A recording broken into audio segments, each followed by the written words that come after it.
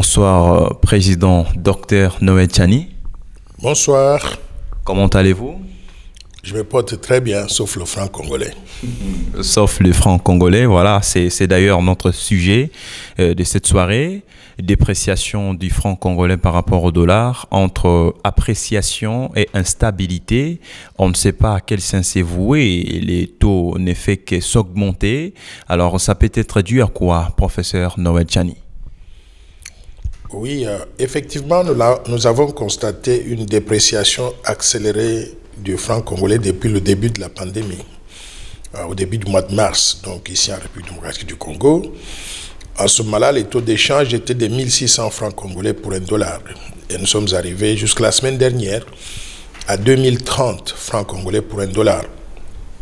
Beaucoup de gens ont crié « Oh, la monnaie perd des valeurs ». C'est vrai, elle perd des valeurs. Mais là où ils n'ont pas raison, c'est lorsqu'ils pensent que tout est arrivé avec la pandémie. La monnaie avait déjà commencé à perdre de la valeur de façon accélérée d'ailleurs, depuis qu'elle a été lancée en 1998. En ce moment-là, le 13 juin 1998, le taux d'échange était de 1 dollar égal à 1,3 francs congolais. Donc, le 1er mars 2020, le taux d'échange était de 1600 francs congolais pour un dollar. Ce que ça veut dire, c'est que avant la pandémie, la monnaie congolaise s'était déjà dépréciée de près de 150 000%. Maintenant, la pandémie est venue accélérer les choses. Il y a eu une dépréciation supplémentaire. Mais les fondamentaux de l'économie qui ont fait que la monnaie congolaise perd de la valeur depuis qu'elle a été introduite il y a 22 ans, ces fondamentaux de l'économie n'ont pas changé. Tout ce qui s'est passé tout récemment, c'est qu'on a enregistré depuis le mois de mars une diminution des exportations de près de 40%.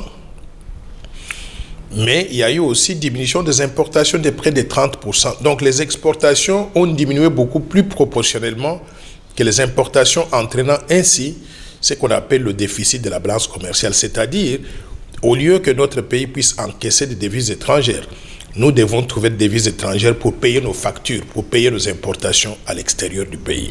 Ça, c'est le premier élément, donc déficit de la balance commerciale. Maintenant, sur le plan du fonctionnement normal de l'État, ce qu'on appelle le compte des opérations courantes de l'État, il y a aussi un grand déficit du fait que les dépenses publiques qui sont constituées des salaires essentiellement payés aux fonctionnaires, mais aussi des frais de fonctionnement des institutions, les deux combinés ensemble, totalisent 480 milliards de francs congolais par mois. Cela est à comparer avec les recettes publiques, c'est-à-dire les rentrées financières, l'argent que l'État encaisse pour faire face à ses besoins. Ces recettes fiscales ont diminué pour atteindre le niveau de 300 milliards de francs congolais, 380 milliards de francs congolais par mois. Donc, nous avons d'un côté les dépenses publiques de 480 milliards de francs congolais par mois et les recettes publiques de 380 milliards de francs congolais par mois, ce qui donne un déficit dans le compte des opérations courantes de l'État de près de 100 milliards de francs congolais par mois. Ce déficit est à combiner avec celui qui provient de la balance commerciale. Quand je vous ai dit que les exportations avaient diminué beaucoup plus proportionnellement que les importations, en mettant ensemble les deux déficits, l'État congolais a enregistré un déficit global qui a explosé, qui a augmenté considérablement. Maintenant, il faut trouver de l'argent pour financer ce déficit-là. Le déficit a été financé en partie en puisant dans les réserves d'échange de la Banque centrale. C'est ainsi que nous avons assisté à une diminution des réserves d'échange de la Banque centrale qui sont passées de 1,2 milliard de dollars à 850 millions de dollars. Donc, les réserves ont diminué de près de 400 millions de dollars en l'espace donc de quelques mois.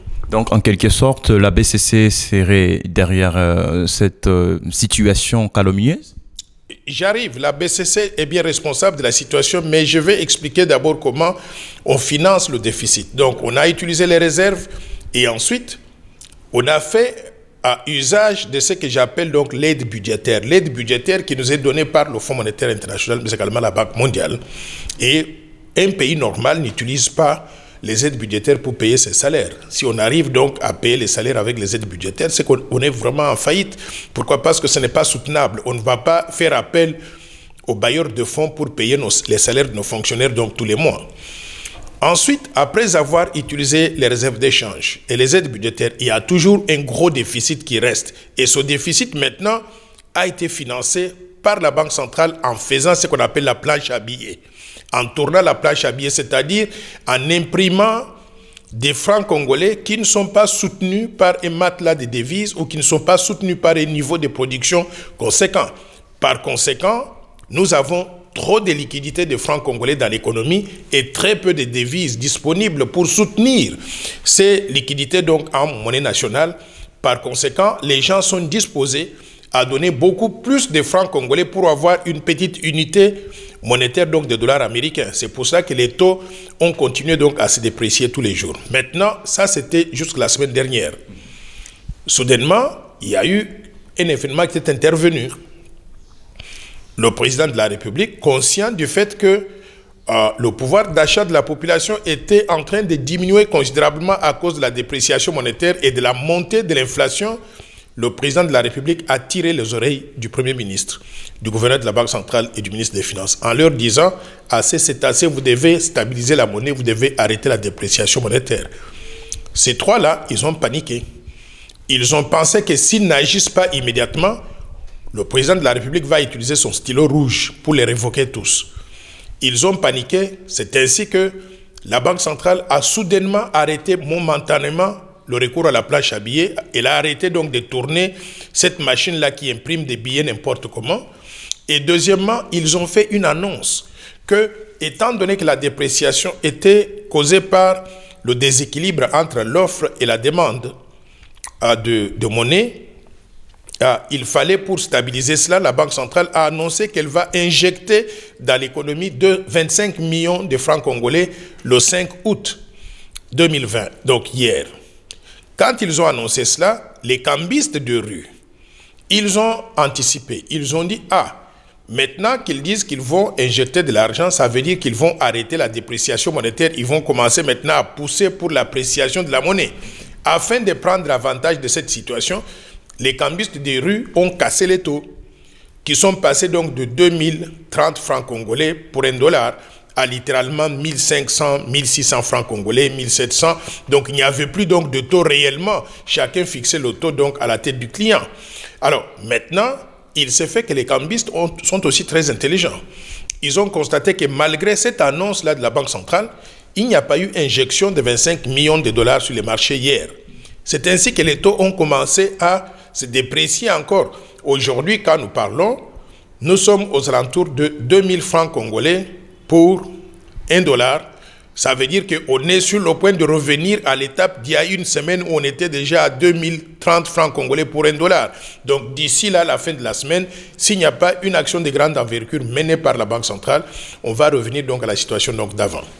On va revenir dans la situation d'avant. Alors, que doivent-ils faire? Ça, on parle du président de la République, Félix-Antoine Tshisekedi Tshilombo, parce que certaines bouches sont en train d'insinuer que c'est la BCC qui serait à la base de cette situation désastreuse. Comment expliquez-vous ces paradoxes? Oui, moi j'ai dit que la BCC, en tant qu'autorité monétaire, est à la base donc de la situation, mais elle n'est pas la seule responsable de la situation. Il y a aussi le gouvernement qu'il faut blâmer. C'est le gouvernement qui dépense n'importe comment et qui occasionne ce qu'on appelle donc le déficit budgétaire. Et parce que le gouvernement dépense trop d'argent que ce qu'il a dans la caisse, il est obligé de pouvoir financer ce déficit-là en demandant à la BCC de tourner la planche à billets.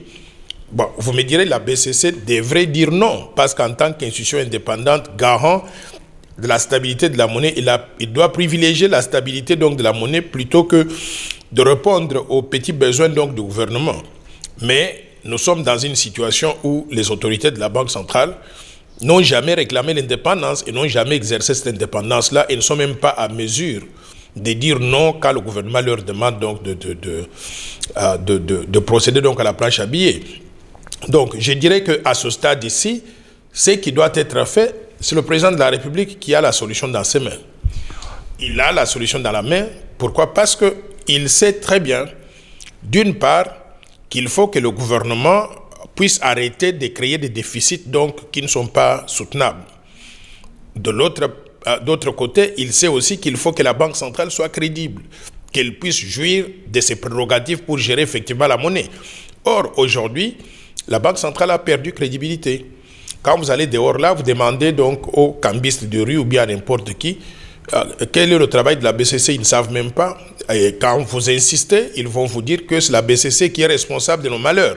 Donc, et quand le gouverneur de la Banque centrale donc parle et il dit que mercredi, le 5 août, on va injecter 25 millions de dollars donc dans le marché, et qu'on arrive le 25 août, le mercredi, et qu'il n'y a pas eu injection d'argent dans le marché, il a perdu crédibilité. Donc il n'a pas de crédibilité, il ne peut plus parler pour que le marché puisse croire en lui.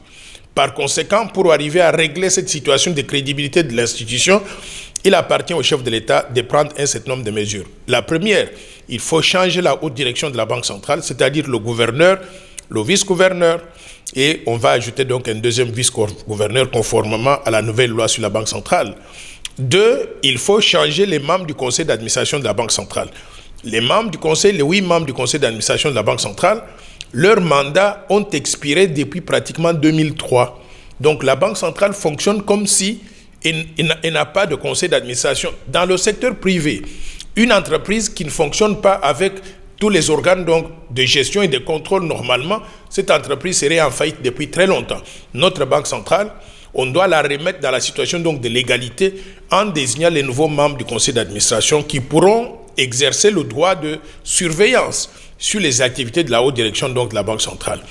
Et vous trouvez dans ce conseil d'administration dont les mandats ont expiré depuis très longtemps, des gens que j'appelle à crédibilité douteuse.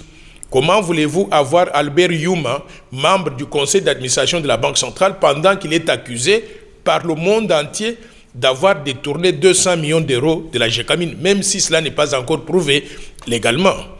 Donc, c'est un conseil d'administration qui n'est plus crédible. Avec les gens comme les Albert Youma, il faut les changer, il faut les mettre à la porte. Il faut renouveler le conseil et mettre des gens qui connaissent ce qu'ils font, capables de pouvoir contrôler les activités de la haute direction donc de la Banque centrale. Ensuite, il y a un organe très important aussi au sein de la Banque centrale que beaucoup de personnes ne connaissent pas. C'est ce qu'on appelle le comité de politique monétaire. Ce comité-là doit être constitué de techniciens, des gens qui savent comment une banque centrale fonctionne, comment la politique monétaire est conçue et comment déployer les instruments de politique monétaire. Ce comité de politique monétaire nous répète la même chanson. Avant la Covid, après la Covid, on nous répète à l'issue de chaque réunion du comité de politique monétaire, on nous dit le dispositif monétaire est resté inchangé. C'est-à-dire qu'on maintient le taux directeur et on maintient les coefficients des réserves obligataires sur les devises, mais également sur le franc congolais au même niveau. Mais c'est une aberration. Une aberration, pourquoi? Parce qu'actuellement, on reconnaît que le marché est inondé de francs congolais qui ne sont pas soutenus par les devises. Donc, la politique monétaire d'une banque centrale responsable doit être d'aspirer ces francs congolais-là pour diminuer la quantité en circulation, pour créer la rareté du franc. Or, le comité là s'est réuni la semaine dernière et il a dit on garde le dispositif inchangé. Ce que ça veut dire, c'est quoi? C'est que quand on garde le dispositif inchangé, on n'injecte pas ou bien on n'aspire pas donc les francs congolais. Or, il faut aspirer. Moi, je recommande qu'ils auraient dû faire ceci. Ils auraient dû pour aspirer donc les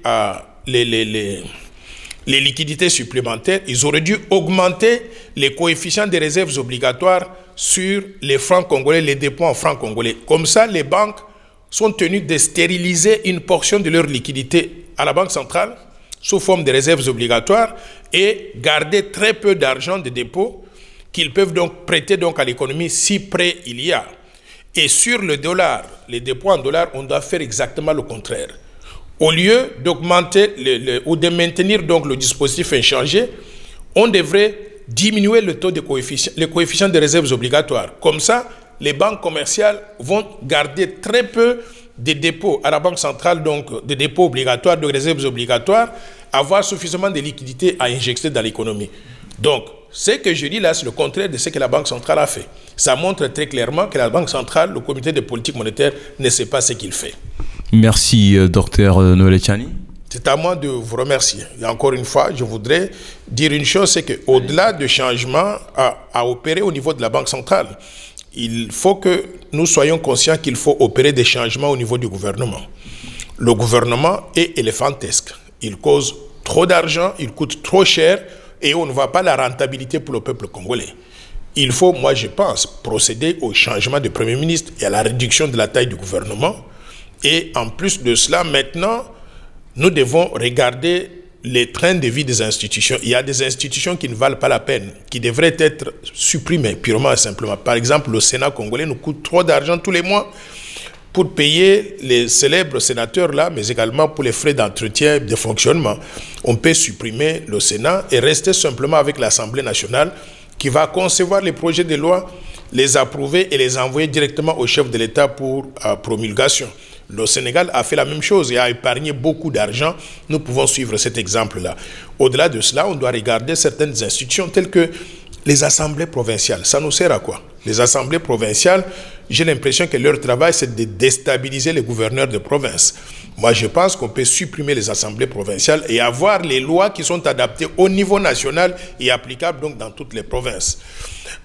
Et ça va nous permettre donc d'épargner beaucoup d'argent. Donc maintenant, au niveau de l'exécutif, en réformant le gouvernement, en réduisant la taille du gouvernement, on peut passer de 67 ministres à 20 ministres au maximum. Et ça va nous permettre donc de dégager suffisamment d'épargne qu'on peut utiliser pour financer donc d'autres projets. Je vous donne l'exemple de certains pays comme les États-Unis d'Amérique. Les États-Unis d'Amérique, avec 350 millions d'habitants, et un pays qui est 3 fois plus grand que la RDC, fonctionne avec 17 ministres. L'Allemagne et la France, la même chose. Donc, nous avons innové en créant un gouvernement éléphantesque qui nous coûte trop d'argent. Je crois qu'en cas de déficit budgétaire chronique que nous avons et que nous voulons réduire, nous devons nous faire violence pour supprimer certaines des institutions, comme je viens donc de le suggérer. Merci, Président. C'est à moi de vous remercier.